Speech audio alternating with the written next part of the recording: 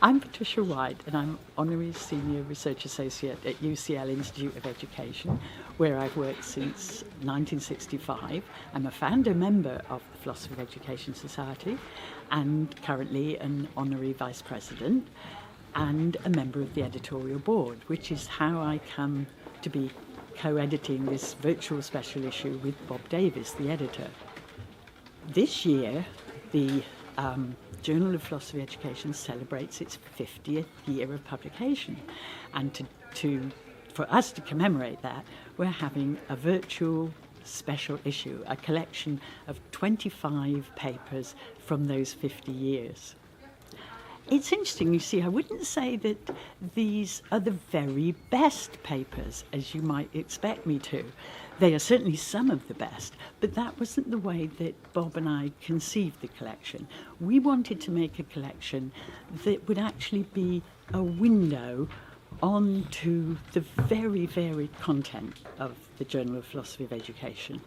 And we wanted it to provoke thought. And so the collection of papers we've got, we hope, will deepen people's understanding of what philosophy of education can offer for the whole process of education. It'll throw some light on its history and raise questions about its history. And it will also raise questions about its varying relationship to policy and practice. Now, one thing I should say about the selection of the papers, if they're not the very best, the gold standard, 25 best, what are they? Well, how we chose them was we concentrated, first of all, on readability. We want people to read one and say, this is great. I'd like to read more of these. I'd like to read more by this author.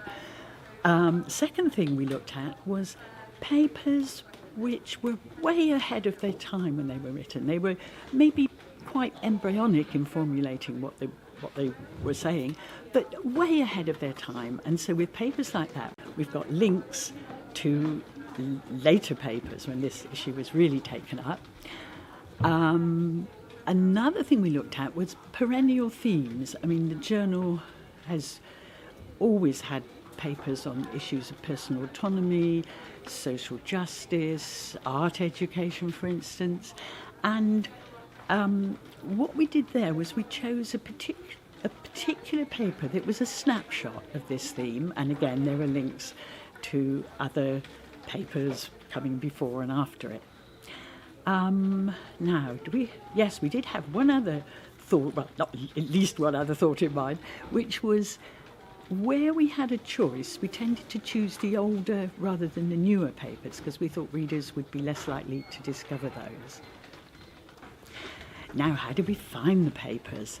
And here I have to say, I did not read every paper in every issue. I read a very great number of papers, and I also actually looked at every single issue, every single hard copy issue. But I also had a lot of help with suggestions for these 25 papers. I asked the editorial board, I asked the executive of the society, and people sent me lists, sometimes with 20 papers on it, sometimes 10, sometimes just one. But that was really important because it was something that had actually got them into philosophy of education or got them excited about a particular topic. What I should say finally is that this is not just a reprinting of 25 papers from the past 50 years.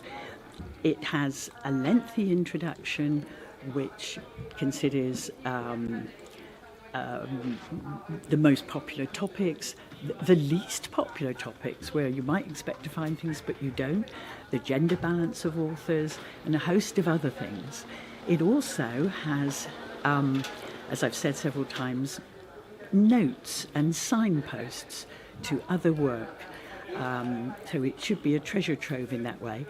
And it also has other videos like this one from past editors, from contributors, from delegates to the Oxford Conference, where many of our papers start their life. And we hope that the whole virtual issue will actually provoke thought about the past, and we hope ideas about the future and the future development of the journal.